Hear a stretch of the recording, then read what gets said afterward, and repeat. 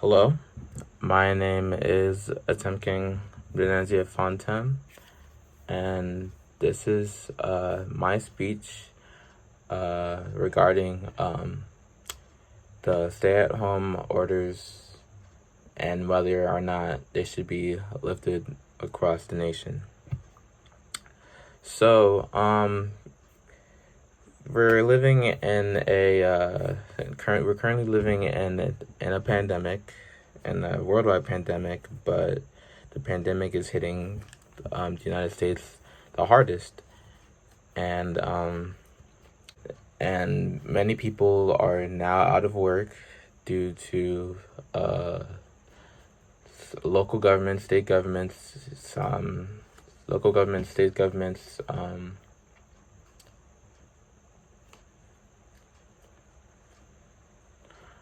Due to local governments and state governments preventing people or limiting people from going to work, especially if they're not considered a essential worker. And because of that, many people are unable to sustain themselves, to help pay their bills. Many people can't pay rent.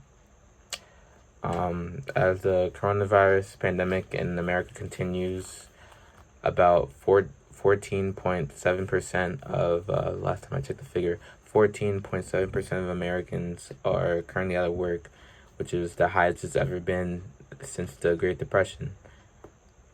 33 million citizens are out of work. They're unable to provide for themselves, and because of that, many people feel the need that their state governments shouldn't be forcing them to stop going to work. They feel that it should be like a voluntary thing for them to stop being able to go to work. Recent examples of people like protesting this idea is in Huntington Beach, California, where there's like a huge group of people outside in front of the beach just protesting. And again in Annapolis, where many people were protesting outside and many people were protesting in their cars. Some people were protesting without even wearing a mask, and some people were protesting saying that coronavirus wasn't as big of a deal as people make it out to be.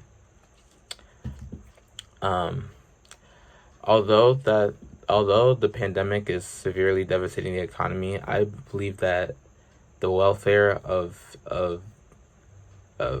people's health should come first before thinking about making a profit. And because of this idea, I believe the stay-at-home orders should not be lifted. Reasons why I believe this the stay-at-home orders shouldn't be lifted is because, one, the White House advice and many other health experts agree that that states and businesses should start to open after the number of coronavirus cases in the state have declined for 14 consecutive days. And they say this figure because the average coronavirus incubation period for a person who hasn't shown symptoms is normally around 2 weeks, 14 days. And if it's said to pass 14 days, then the local governments or state governments can issue people to reopen. But so far, only a handful of places were able to do this. Number two, people are misinformed. Many people still believe that only the old and sick people are able to succumb to coronavirus, which isn't true. There's been cases of some young people succumbing to it. Maybe not as much. Maybe not as, definitely not. Maybe not as much, but it's still liability.